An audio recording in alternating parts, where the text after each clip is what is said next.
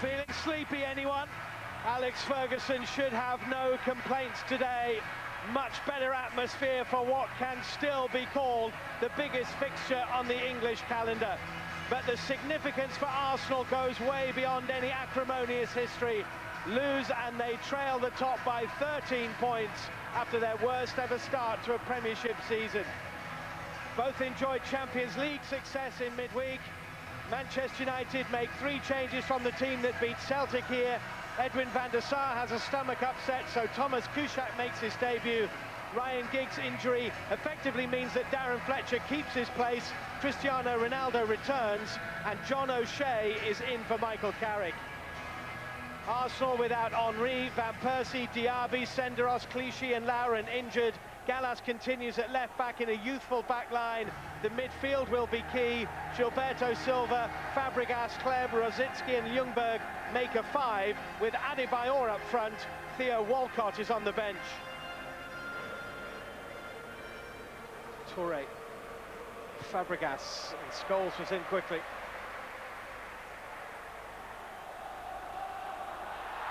Now Lehmann did it. Oh, I think a free kick's been given. Jens Lehmann picked it up under pressure from Wayne Rooney outside the penalty area and gets a yellow card. Graham Poll is a long way away when he makes the decision. Well, perhaps some of the ball was on the line. Cristiano Ronaldo to take. Went for it. And his face suggests that he thought he was justified in doing so. Gilberto to Kleb. Fabregas, Kleb.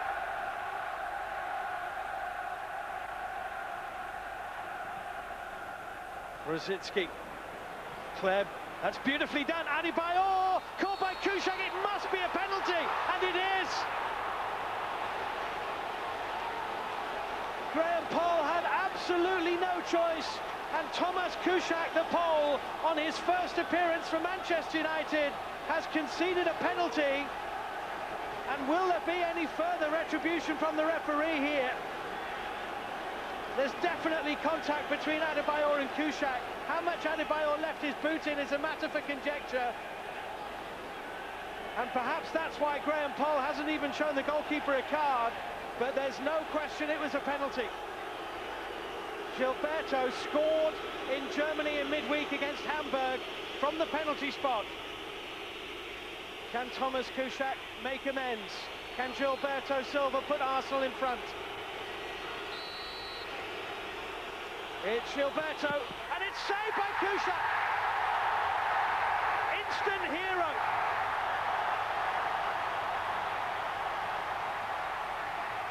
Poor penalty. Slipped and scuffed as he hit it, Gilberto. The left foot gives way underneath him as he strikes the ball with the right.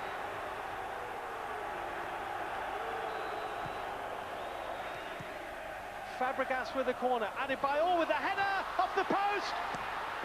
And not bundled in. Gary Neville with a touch away. Gallas was within a whisker of scoring. And how are they still level? It's Adebayor's header. Kuszczak with a save, but he couldn't hold it. Hooked off the line by Paul Scholes with Gallas arriving.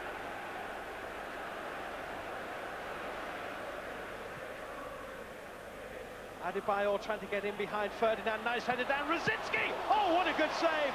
It's Adebayor. Offside flag is up, rightly so. Well, Thomas Rosicki really leathered this. Good play by Adebayor. He was aware of where Rosicki was. It's a very good save from a vicious right-footed rasping shot.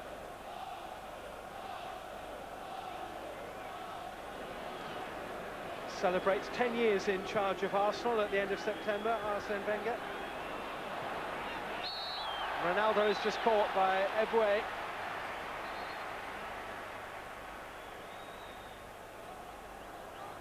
It's Ronaldo. It's Scholes. Gary Neville. Looping header. Well directed by Fletcher. Watched by Lehmann. Evering quickly. Ronaldo! Punched out by the keeper, Lehmann.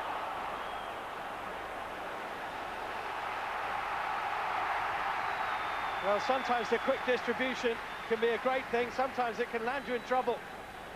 Fabregas was caught, Ronaldo rifled it in and Lehmann saved.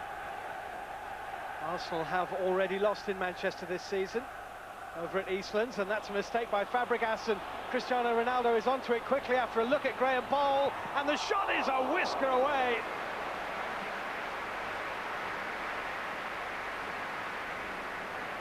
Maybe a foot wide of the post from Cristiano Ronaldo after the mistake from Fabregas.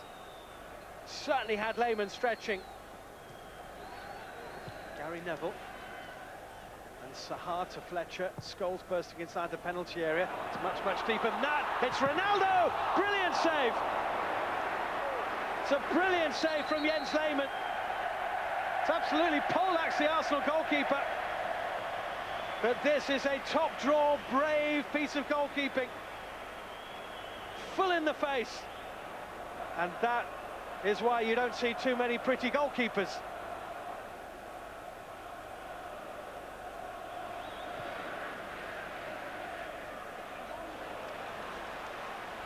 This is Fletcher. Sahar, Rooney, Ronaldo in the middle. Sahar! Oh, it's a whisker wide. It's a very good ball in. An excellent header from Sahar, which had Jens Lehmann wrong-footed. It wasn't far wide. 75,595 is another new Premiership record. Is also the biggest ever crowd to watch Manchester United at Old Trafford. Though not a stadium record, it's about 1,400 less than watched an FA Cup semi-final here in 1939 between Wolves and Grimsby. Here's Ronaldo. And it's given it to Adebayor, who's running at Ferdinand. Adebayor, and saved by Kuszczak. Always had Rio Ferdinand to beat Adebayor. It was a reasonably easy save in the end for Thomas Kuszczak. Evra blocked by Rosicky. Here's Fabregas. Well, Scholes and Rosicky have just collided. I think Graham Poll had a view of it. Julio Baptista is there. Referee has blown, and he's going to go back and have words with Paul Scholes here and show him a yellow card, because Rosicky was sent flying to the ground by Paul Scholes. Just leant in with an elbow. Ball was yards away.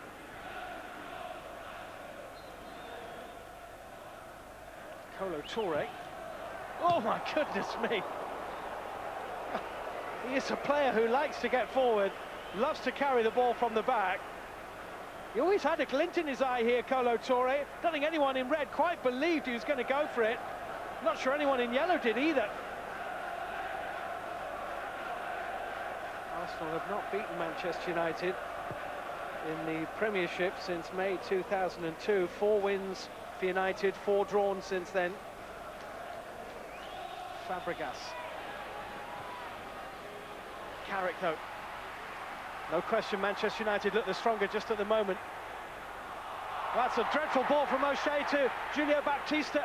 Adebayor is with him. Baptista's had a look around. He's going to try and take on Ferdinand, and puts it just a whisker wide. Well, John O'Shea will be the most relieved man inside Old Trafford. What sort of a pass was that? Baptista is very, very close. Wes Brown with a header. Fabregas. Well read by Ferdinand. This is Ronaldo. He's run into Fabregas, run into trouble. Ronaldo back trying to make up, but it's still Fabregas, and Adebayor scores for Arsenal! Emmanuel Adebayor for Arsenal with less than 5 minutes to play. They said it might be a season-defining game for the Gunners. Well, they are in front. Cristiano Ronaldo was caught by Fabregas, and as a direct result of that, Arsenal have scored. That's a beautiful ball and a wonderful finish. Adebayor with the finish. And Arsenal are in front at Old Trafford.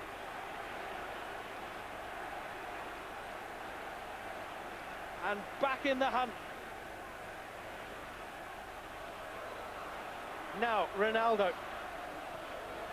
He knows that he's responsible for that. Gilberto away. Gary Neville here. John O'Shea. Here's a chance. Solskjaer. Still Solskjaer. It's a brilliant touch for a corner. Solskjaer thought he'd scored. Lehmann denied him. That's a fantastic save by Jens Lehmann. Top draw save.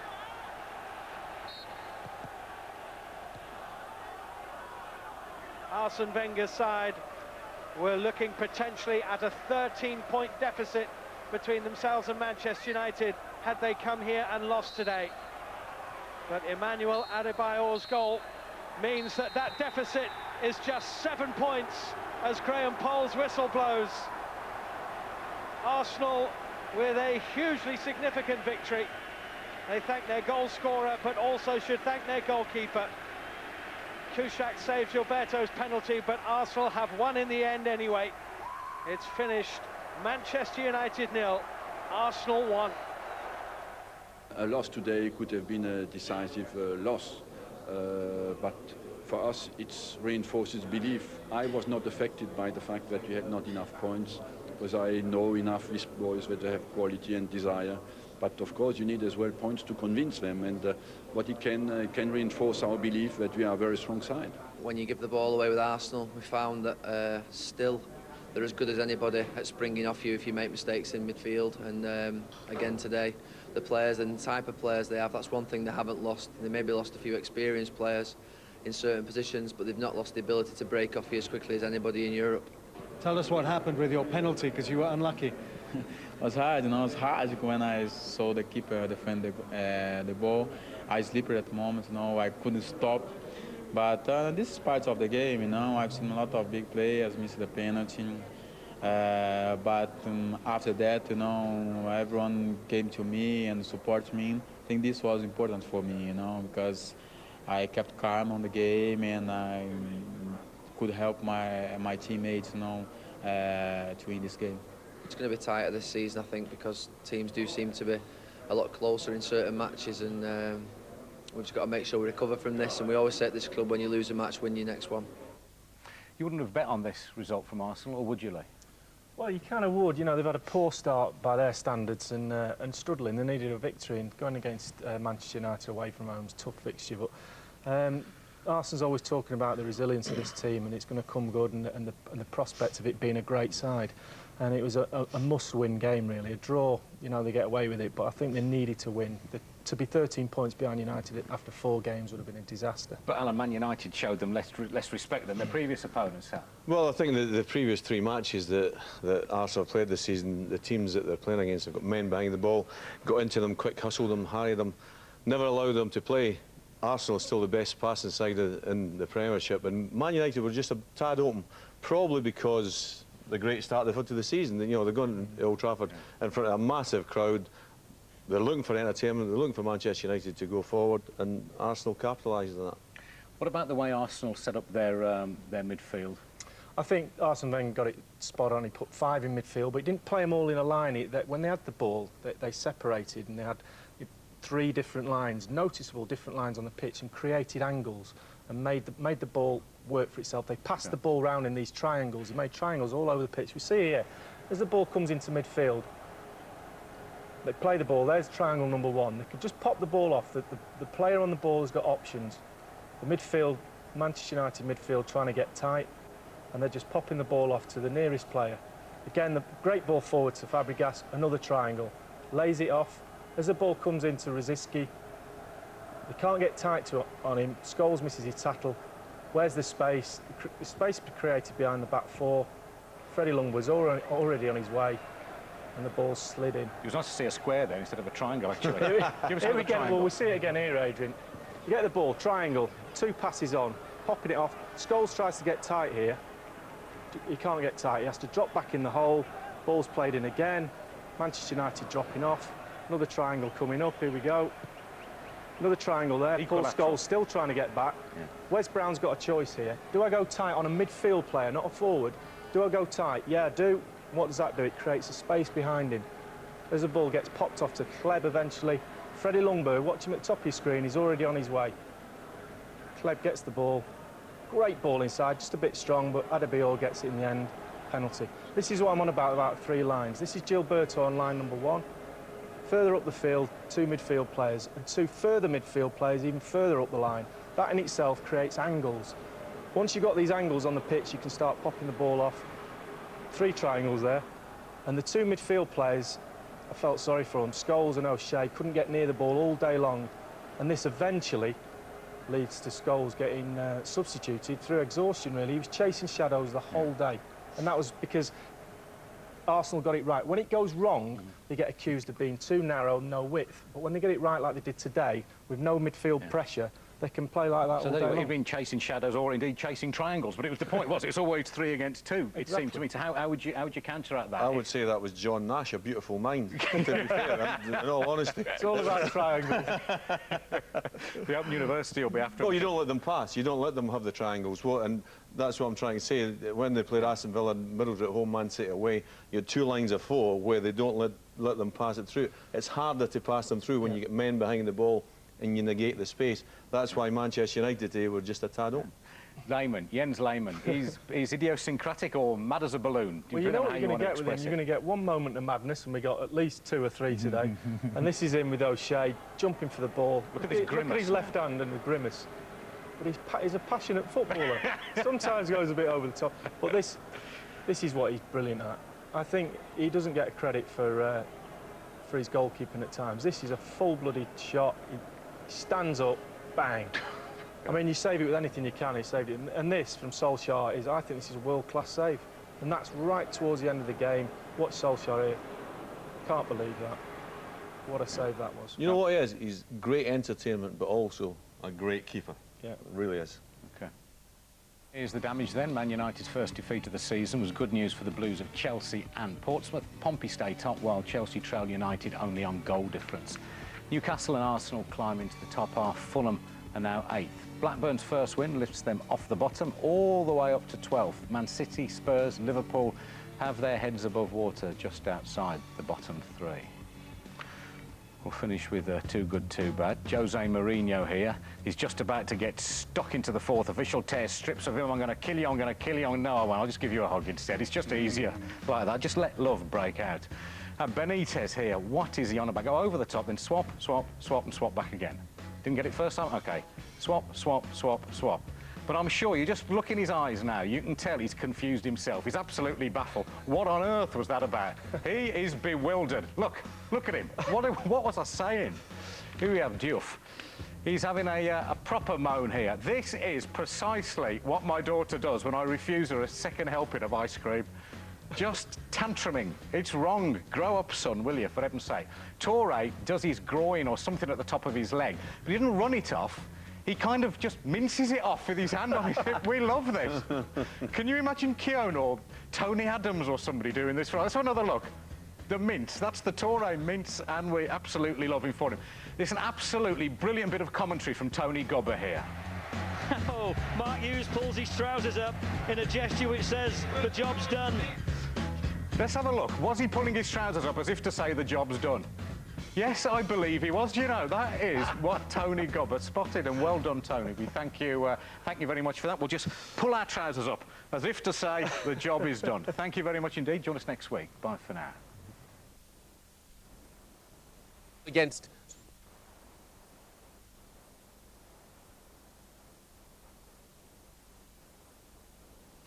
the price of a unique piece of artwork created by one of the best players in the world? At least £10,000 apparently. Thierry Henry's painting will be auctioned to raise money for Arsenal legend Bob Wilson's charity, which gives seriously ill young adults a day they'll never forget. He and his wife Meg started the Willow Foundation after they lost their daughter Anna, who died of cancer just shy of her 32nd birthday. It just goes without saying, I think. When you know how the foundation started, you know, there is no explanation why I came in. Ever done anything like that before? No, to be honest, no. I don't think I will do it again. Maybe if it's for Bob, I will. But no, I mean, for me and to put it out on my wall, I don't think I will do it. But it is just, you know, something that they thought about, and I just thought it was great. Why not? Did you get any on the jeans? I did. But, you know, I can always say that I will always remember when it happened. Adebayor, goal! Arsenal! How big was that result on Sunday against Manchester United? Oh, it was massive. It was, you know, winning at Old Trafford is always special. Once again, you know, no disrespect to Villa, Man City and Borough, but we should have won those games and we didn't. I just thought watching the game on TV against Man United, that was just a great performance once again. But this time, you know, we put the ball in the back of the net. It keeps getting levelled at Arsenal last season and more so this season with the early draws, in that the team plays too narrow, not enough width in the side, and when teams decide to defend deep and get in behind you, it makes it tough for you to break down. Do you go with that, or do you go with the Arsenal fans that I hear saying against Manchester City could have scored 4 or 5 times, against Middlesbrough could have scored 3 or 4? I don't go with anything. I just look at the game, and I said after the Man City game that if you play like that all season and you lose all the games, I'll stop football. Against Man City, not once again, no disrespect to Man City, but we should and could have won that game easy. But we know also that should and could in football doesn't mean anything. But how can you also, you can have a go at us when, for example, last season away at Bolton, away at Blackburn, we didn't turn up. I understand that. But having a go at a team when it was a one-sided game, because they didn't score, okay, you have a go there, but because of passing the ball too much, we don't pass the ball too much. We pass the ball and we put ourselves in good situation. Look at the pass of Cesc Fabregas for Adebayor at the weekend. And I'm telling you, if the pass didn't arrive, people would have said why he didn't shoot. The pass arrived, everyone says what an amazing pass. That's how the game is, unfortunately. You know, I'm sure yesterday if the ball of Xabi Alonso didn't go in, everyone would have said, oh, why he's showing off like that, why he didn't play the ball to Gerrard on the side. The ball went in, everyone went, the ball doesn't go in, you get hammered. But that's just the way it is. But we have an identity at Arsenal. We're well known because we pass the ball well, and I think everyone is enjoying the way we're playing. I was listening to the commentators at the weekend, and all the things that they were saying is that we control the game. To control the game away at Old Trafford, you know, that's not really easy. How important is it for the title race this season that, you know, Arsenal have slipped up, Liverpool have lost, Chelsea have lost, Manchester United have lost? Well, it is important for the league, and I think, you know, since I arrived here, the league became more difficult. You just don't know in this league. If you're not ready for a game, you can get caught, and it has been shown since the beginning of the season. Even though some team won some games sometimes, but they were not that easy. So I just think it's good, and it's good for the fans. It's good for other teams also that they see that they can beat, you know, teams like us, and maybe not too much, but teams like Chelsea, Man United, and Liverpool. Tell us about William Gallas. You would know him from the French setup. You two are good friends. How's he settled in? Just, you know, William knows the game. He knows the English game. He knows everything. He knows London because he used to play in London also. So, you know, nothing different there. And, you know, the atmosphere in the dressing room at Arsenal is amazing. So when a player comes in, he just is settling in straight away. And as a player, you know, I know him, everyone knows him. He can play on the left, he can play on the right, he can play in the middle. He's an honest player and an honest and genuine guy. So you will see, you know, he will give always 100%. And to be honest, you know, not because he's playing for us right now, but I will place him in one of the top 2, top 3 defenders in the world right now. Seriously? Well, it goes without saying for me, yeah. What he did for France in the last 2 years, what he did for Chelsea in the last 2 years, and hopefully for us also. Thierry Henry with Dickie Davis. No doubt that Thierry Henry's been one of the key figures at Arsenal in recent years. But the manager, Arsene Wenger, celebrates 10 years in charge there on Thursday. And I suppose, Charlie Nicholas, you know, it's impossible to overestimate his contribution, not just to Arsenal, but actually to the game in this country. Very much so, Jeff. You know, I think at the time when Arsene came, Manchester United and Alex Ferguson were bossing everything in sight. And as people say that you need a challenge now to Chelsea with the financial aspects of the game, you know, Arsene, I think personally brought a different view, a different vision on the game.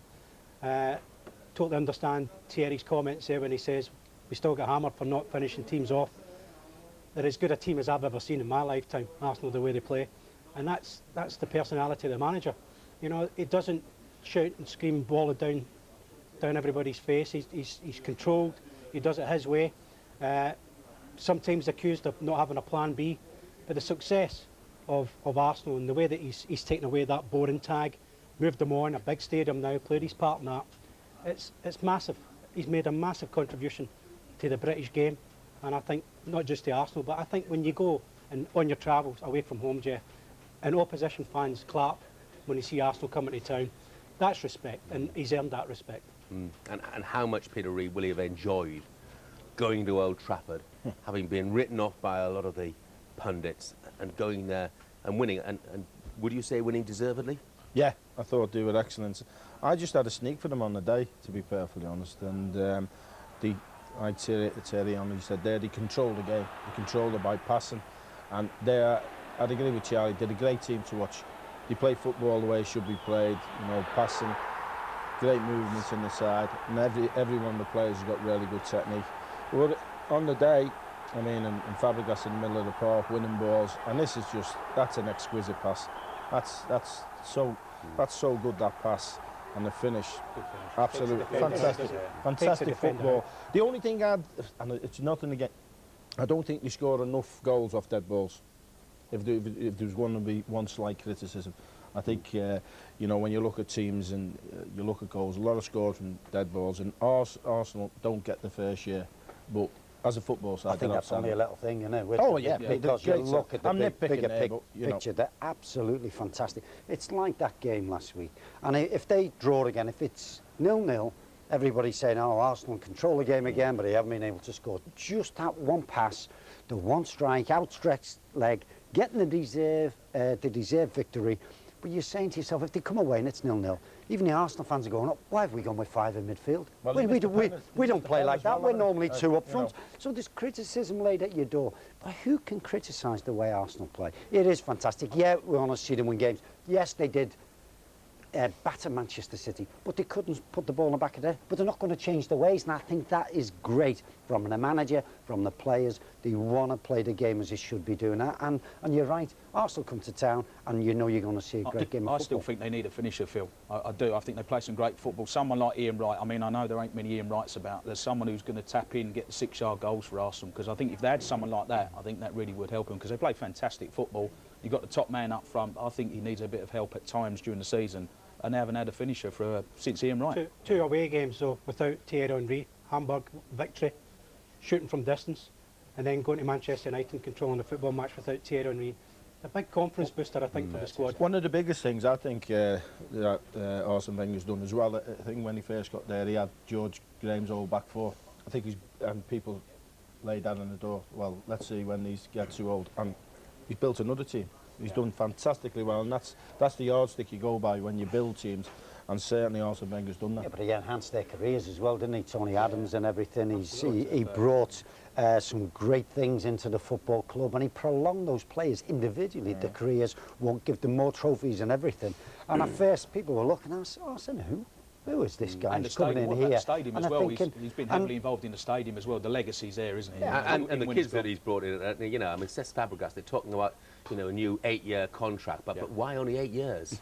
Well, you know, I mean, he looks terrific, doesn't he? Give him a 12-year contract, Jeff, couldn't you? I think we forget how young he is. He's 19. I think I'm right in saying he's 19, isn't he? I mean, his performance was outstanding, and the pass for the goal. I think as a forward, when you get that through ball, it's so important the weight on the pass, Jeff, and the weight of the pass enabled Adebayo to get the strike in first time, because if it's any harder or any softer, it wouldn't have happened. It was a fantastic ball, and he's a wonderful player, and I agree with you. He perhaps should have get a longer contract than 8 years. I think the downside to Arsenal, which is still there, is are they strong enough for the games where teams close them down, they compact it, and they put the foot in against them. And it has been shown, and it has been over the years, that is one of the things where they've not been. And it's like, I think we've discussed it on here, is this team, are they tough enough? Is the back four actually tough enough, strong enough and everything? Yeah, I think they are, but that'll always be there for them, is that they've got to get over that side, because they've been to Manchester United. Manchester United put the foot in against them, and they've not liked that. So that is, I think, one of the things, if they can get maybe an enforcer in there, it might help. Strong though. You mean you've got they are strong, but you know, you've got Gallus in the side now. I mean, these are really strong players. I know what you're saying, Matt. I think he has improved it physically with Cole going and Gallus coming in. Sometimes you just get a little bit too cautious. Last season they did, I think, with the panic of losing goals from set pieces, and because of that they went to Chelsea and it looked as if they were playing for a draw. They went to Anfield, lost a late goal, looked as if they'd been happy with a draw. They went and not been convincing. I think this season, going to Old Trafford and winning well, I think it should convince them they can go anywhere and get results.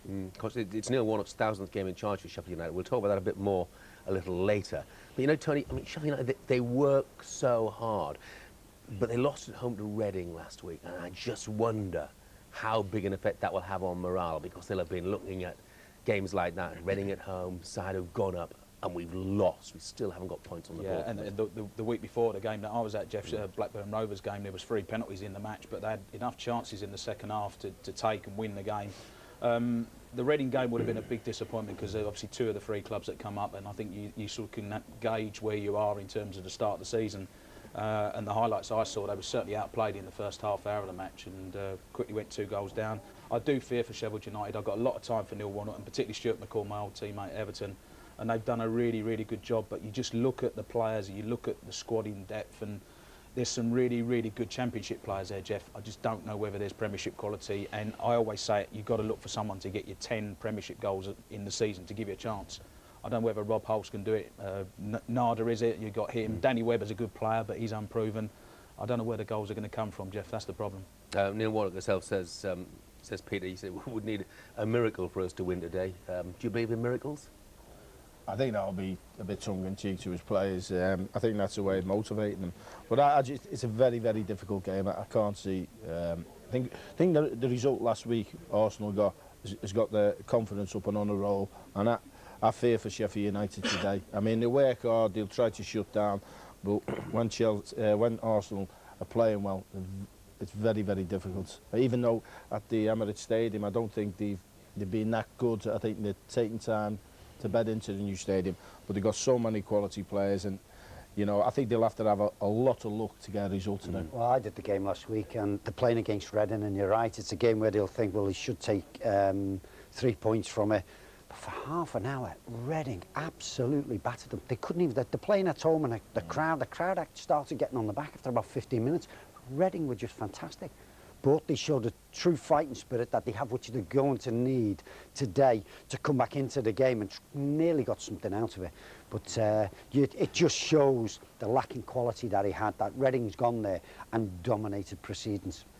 More on this still to come, but let's get some predictions first of all. I've got a feeling which way this is going to go. Phil Thompson, Arsenal United. Sheffield United. Arsenal. Arsenal, Jeff. Reedy? Arsenal I've got to go for. Big win for Arsenal, Jeff. Charlie? Big win. Thanks very much. By the way, Neil Warnock said this week, he said watching Arsenal win at Manchester United was like watching a Rolls Royce. We're somewhere between a Ford Anglia and a BMW. And it got us to thinking, you know, what sort of car our panellists would be. And for Phil Thompson, remember those Ford Capris with a big long nose at the front? We've got, you know, Peter Reid, any old banger really. Tony Conti, got a bit of mini bubble car. And Charlie Nicholas, well, it couldn't be anything else but a souped-up Ford Escort XR3i with those go-fast stripes. Do you know what I'm Jeffrey? Yours? People carrier, because I carry you for every week. Right. That's not probably. I was told for Charles. You know what I thought you were going to say for me? No. A car with the back doors open. So I'm quite happy with the old bang. Now, one Arsenal against Sheffield United fixture has gone down in history as one of the strangest tales of recent times. A match remembered for an unholy row at the time, but ultimately as a real example of fair play. Kanu, who was a central character on the day, will remember the game better than most. It was his first game for the Gunners. Dickie Davis has been taking a look back in time. A fifth-round FA Cup tie between Arsenal and Sheffield United back in February 1999 will forever be remembered for one very controversial goal. Arsenal took the lead through Patrick Vieira early in the first half. But in the second, Marcello equalised, and United were edging their way towards a replay at Bramall Lane. So Arsene Wenger changed things and he brought on a new signing, the highly rated Nigerian striker Kanu, for his very first game for the club. Shortly after, Lee Morris was injured as he had a good penalty shout turned down. Lee was the type of lad who went down, he was injured. So I smashed the ball in the stand. Play was held up for a couple of minutes as Morris received treatment. And then, as normal, Ray Parlour sportingly threw the ball back to Sheffield United. But that's where things started to go wrong. Ray was, superb. He said, no problem, we'll throw it back. And obviously events after that were different. Whether Ray was throwing the ball out of play and Kanu misjudged it, or I don't know, but suddenly I found Kanu on the ball racing towards me. And I was thinking, this is real, is the referee going to blow up? Is something going to happen? What's going on here? When they throw the ball to me, what happened is I saw Overmars making the run. Because if he stopped, if he didn't make the run, I couldn't have carried on. But when I looked and then I saw him making the run, I said, oh, it's okay again, we can still play. And I gave him the ball. When we saw him go down and then cross it and Mark Overmars react, we weren't happy. To say the least. As Mark Overmars put it in, all hell broke loose. Referee Peter Jones stuck to the letter of the law and gave the goal. What were you feeling? Embarrassment. And the players were like, what have you done? You're waiting for something to happen. You're waiting for, like somebody of authority, the referee or the linesman, anybody to say, hang on a minute, this ungentlemanly conduct, blow the whistle, retake it, whatever. There's been a misunderstanding. That didn't happen. And I just remember Sean Derry, if he'd got hold of Mark Overmars, I think he'd have leathered him.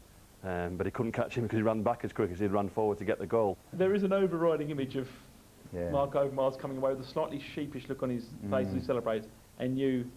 Yeah, it was a reaction. Probably, if you're trying to be fair to the children of the day now, you'd say that was a bad reaction. You shouldn't go that way. But your adrenaline's up. You want your captain of your side, and you certainly don't want your team to get a goal behind through that type of event. But yeah, we let them know a little bit. What did you say to the referee? Bleep, bleep, bleep, bleep. How can you give that goal, referee, sir? He was in a hard situation. Because I think if he'd have given a penalty to us or something like that, it might have been seen that he was trying to even things up. But not that we got in their box, I don't think. They wanted to let us run up the other end and score a goal. I think the referee heard this and said, if you do that, I'll send you off. The game was held up for just over 5 minutes, as players, managers and officials all argued, while Steve Bruce threatened to bring his players off. Would have been wrong if we'd have come off the pitch. Certainly would have been, and we knew that. They stayed on, and at full time there was an eerie silence. All you could hear was the boos of the United fans. They were embarrassed, really. I mean, I swapped shirts with David Seaman at the end of the game, and he just said, he just couldn't say anything to me because of what had gone on, and that said it all for us. But as the players walked off, Arsene Wenger was already preparing to make one of the most sporting gestures we've ever seen. We feel it's not right, so I think spirit-wise, we didn't want to cheat. And Kanu didn't want to cheat. He just didn't know why. Nobody was there. But Ray Parlour wanted to give the ball back. So the best we can do now is to offer to replay the game. I just feel after the game we were all just embarrassed and fed from the captain at that time to the players. Everybody said we cannot win the game like that. We want to replay the game. For me, I'm not in trouble anymore. At least we're going to replay the game again. So. Yeah, it gives me the confidence back again because now it's not like you have won a game and you cheated. As much as we were angry, it was the right decision, and we can only praise Arsenal for the way that they reacted, and certainly the chairman and their owners did the right thing. It was a huge story. The only problem was whether they could replay a game a team had already won. After all, throwing the ball back to the opposition is a sporting gesture. There's nothing in the rule book about it. Wenger and his board were adamant, though FIFA only gave the go-ahead 24 hours before the replay was due to kick off.